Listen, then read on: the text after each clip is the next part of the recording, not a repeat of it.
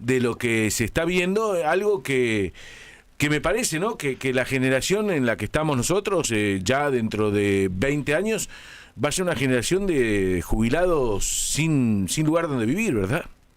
Bueno, mira, los datos de la última encuesta permanente de hogares ya muestran algo de esos números. Por darte un ejemplo, en los últimos 20 años se duplicó la cantidad de adultos mayores que alquila en Argentina.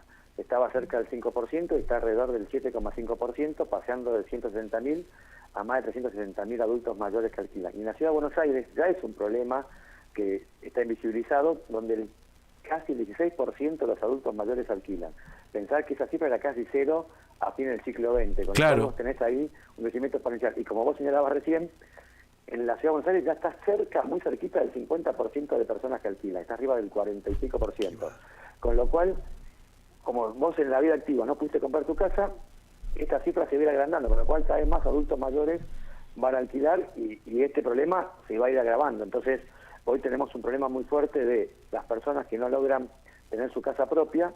Pensá que a fines del siglo XX el 80% de los porteños eran propietarios, hoy según los últimos datos el 55% son propietarios. Fíjate cómo se fue desmembrando esto de la clase media es dueña de su vivienda, cada vez menos, digamos, y esto se va ensanchando porque, bueno, durante 20 años no hubo crédito hipotecario en Argentina, no hubo políticas habitacionales, y después toda la construcción que uno ve, que ve construcción en la Ciudad de Buenos Aires, es casi todo, te diría, más del 90% para segunda vivienda. O sea, gente que tiene capacidad de ahorro y que termina comprando una vivienda para tener capacidad de ahorro y tenerla como en dólares ladrillo, por decirlo de alguna manera. Y después, si el mercado de alquiler le conviene, la termina alquilando. Por eso, muchas de las fueron alquilando y eso hizo aumentar mucho la tasa de inquilinos en la Ciudad de Buenos Aires. Claro, esto que vos describís, Fernando, es muy visible si uno camina por Palermo o por Belgrano, donde vos mirás para arriba y hay enormes edificios que se han construido en los últimos 10 años, cuyos departamentos están todos apagados a la noche. Vos mirás para arriba, está todo apagado, claro, porque hay muchos que, y sobre todo ahora con que no hay ley de alquileres, quizás hay un poquito más de movimiento, pero hasta hace un año o dos, vos mirabas para arriba, estaban todos los departamentos vacíos por esto, porque el propietario no lo quería alquilar, porque no le convenía la ley, y el inquilino no conseguía lugar. Ahora que esta ley no corre más, el inquilino no puede pagar lo que el propietario pide, con lo cual el problema sigue existiendo, quizás ya por una cuestión más de mercado, como le gusta decir al gobierno, que de oferta. Pero a la vez el problema subsiste y se incrementa, ¿no? Por esto que estás describiendo. Tal cual, y como señalabas vos, llegamos a un punto en que los dueños de las viviendas lo sacaban porque siempre se calcula el 1% del valor del inmueble para alquilar y estabas en el menor histórico 0,3%. Y siempre se calcula del lado de la demanda el 25% de un ingreso para alquilar y estábamos en más del 45% del ingreso, con lo cual los dueños estaban mal y los inquilinos estaban mal. Después del DNU, el porcentaje, más o menos, digo, en términos de dólares, acá también hay que decir una cuestión, cambió bastante la relación ingresos en dólares versus propiedades, con lo cual hoy el inquilino paga igual de mucho, pero el propietario siente que recibe más porque recibe más en términos de dólares. ¿Entiendes lo que voy? Sí, perfecto. Con lo cual esa ecuación mejoró y eso hizo que muchos de los alquileres volvieran a estar. Acá el tema es que con el crédito hipotecario que volvió, la gran pregunta del sector es si van a aumentar los precios de los departamentos o no. El gobierno acaba de lanzar una medida bastante novedosa para Argentina, que es las hipotecas a futuro, que te permite hipotecar un departamento al pozo, o sea, antes de que se construya, con la intención de que se construya vivienda también para los sectores que no han tenido una vivienda previamente.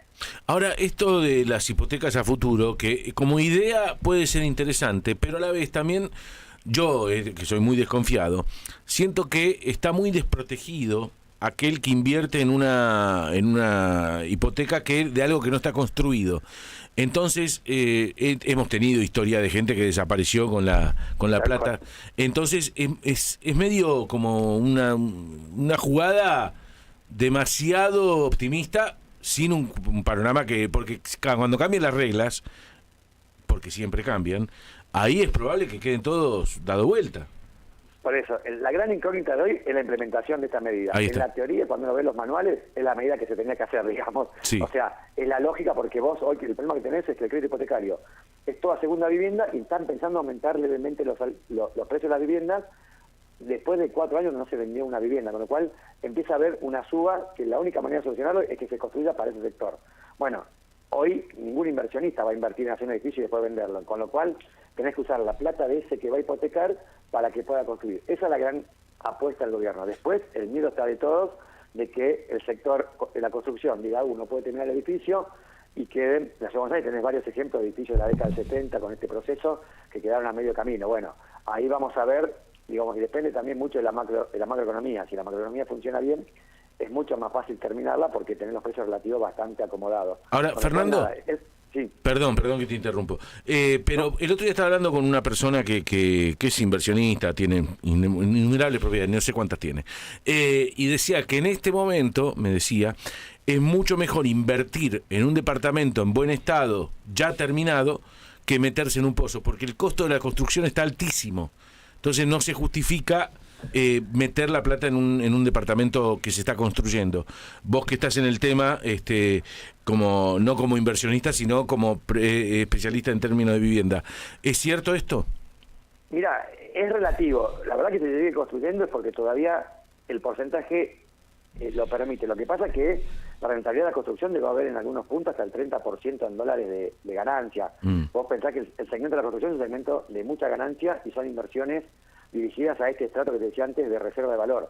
Acá la apuesta del gobierno es que se construya para gente de sectores medios bajos o medios, y eso implica también un cambio de la cabeza del constructor, de no ganar el 20% en dólares, sino de ganar, por decirte algo, un 8 o 9%, con lo cual hay que adaptar el mercado. Lo que pasa es que ahí también depende mucho de la hipoteca, con lo cual el riesgo le bajaría mucho al constructor, y ahí tendría que haber como un mix entre la ganancia que deja de tener, pues también el riesgo que deja de operar. Entonces, ahí es la apuesta, y también necesitamos en Argentina, digo, uno de los problemas también de la crisis de la construcción, de la crisis de la vivienda en Argentina, es la falta de constructores para sectores medios. O sea, el constructor construye en Belgrano, en Palermo, lo vemos cotidianamente y no se construye nada en la zona sur. Total. Y el gobierno, entonces necesitas también que se construya en otros lugares. Uruguay es una ley que se llama Ley de Vivienda Promovida, que el Estado promueve no cobrar impuestos y prestar y demás, solamente en zona de la ciudad donde se construye. En una ciudad de Buenos Aires, acá lanzó una línea de crédito especial para la zona sur. Bueno, debería ir acompañando ese tipo de medidas, donde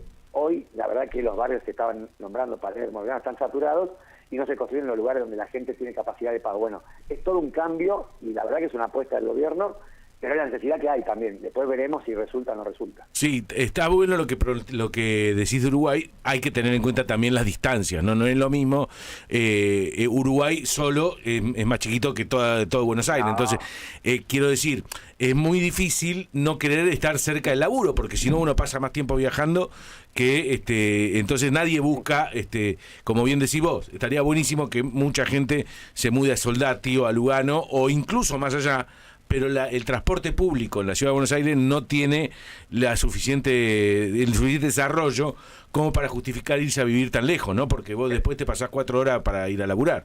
Pero ¿sabés lo que pasa, Gaby? Que por no construirse en estos lugares que hablábamos, Avellaneda, Loma y demás, que no se construye mucho, la expansión de la mancha urbana es donde más se construyó en la región metropolitana de Buenos Aires. Es decir, los partidos del tercer cordón, la gente termina haciendo un lote y termina gastando entre 2 horas y media y 3 horas y media por día de transporte. Y vos tenés dentro de las ciudades construidas muchos espacios donde podrías técnicamente decir densificar, es decir, construir edificios donde no los hay para este tipo de vivienda. De hecho, el Procrear, más allá de la crítica que hoy tiene, y nosotros hicimos bastante críticas al Procrear, se construyó, por ejemplo, no sé, Estación Buenos Aires en Barracas, lugares donde vos tenías espacios, pero a la vez estás relativamente cerca y donde obviamente los precios no son los precios de Belgrano, que para una familia, digamos, para dar un crédito hipotecario, una familia hoy que gana 2 millones de pesos podría sacar un crédito hipotecario de hasta $60.000 o $70.000. Bueno, eso en la zona norte no vas a conseguir, pero en la zona sur podrías conseguirlo si habría políticas activas para eso. Bueno, pero implica todo un cambio de mentalidad respecto a la construcción de un crédito hipotecario y a la crisis habitacional que estamos hablando recién, que debería ser el motor. O sea, cuando vos ves que la gente dejó de ser propietaria, que el alquiler le representa un 40%, bueno, hay que buscar medidas innovadoras porque claramente con la vivienda social que construyó el Estado hasta ahora, estos temas no se resolvieron. Es interesantísimo el tema y no lo vamos a resolver en una sola charla, pero está bueno estar al tanto de lo que ustedes en Tejido Urbano están investigando y hablar con gente que está pensando en soluciones todo el tiempo. Un abrazo, Fernando, gracias por atendernos.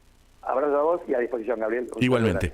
Fernando Álvarez de Celis, director de Tejido Urbano.